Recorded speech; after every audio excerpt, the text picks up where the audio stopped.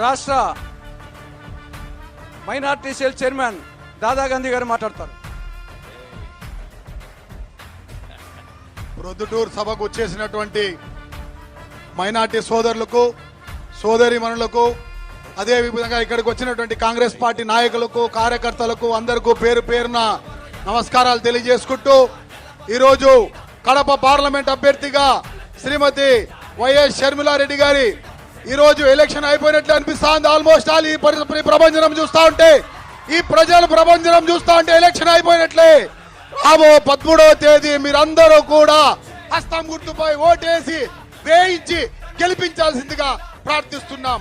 ముందుగా ఎంపీ ఓటింగే ఉంటుంది కాబట్టి ప్రతి ఒక్కరు కూడా మన ప్రియతమ నాయకులు దివంగత మహానేత డాక్టర్ వైఎస్ రాజశేఖర రెడ్డి గారి ముద్దల కూతురైనటువంటి వైఎస్ షర్మిల గారి హస్తం గుర్తుకు ఓటేసి మైనార్టీ సోదరులమంతా మనం బతికి బాగుండాలంటే చేయి గుర్తు ఒకటే మనకు సాయం చేస్తుంది తప్ప మిగతా ఏ పార్టీలు మనకు సాయం చేయవు.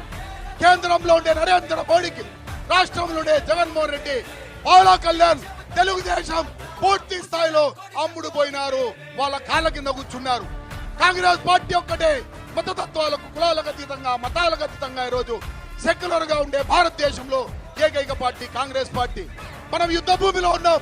ఇప్పుడు యుద్ధం జరుగుతా ఉండేది కేంద్రంలో ఉండే బీజేపీతో. కేంద్రానికి ప్రపోజ్ చేస్తున్నటువంటి రాష్ట్రంలో ఉన్న 3 పార్టీలు కూటమిగా ఈ రోజు మన ముందుకు వస్తున్నాయి. మోసపూరితమైన వాగ్దానాలు చేస్తూ మైనార్టీలను, ఎస్సీ, ఎస్టీ, బీసీ, బడుగు బలహీన వర్గాలను పూర్తి స్థాయిలో మోసం చేస్తున్నారు. సోదరులారా, దీని అందరినీ తిప్పుకొట్టాల్సిన అవసరం ఉంది.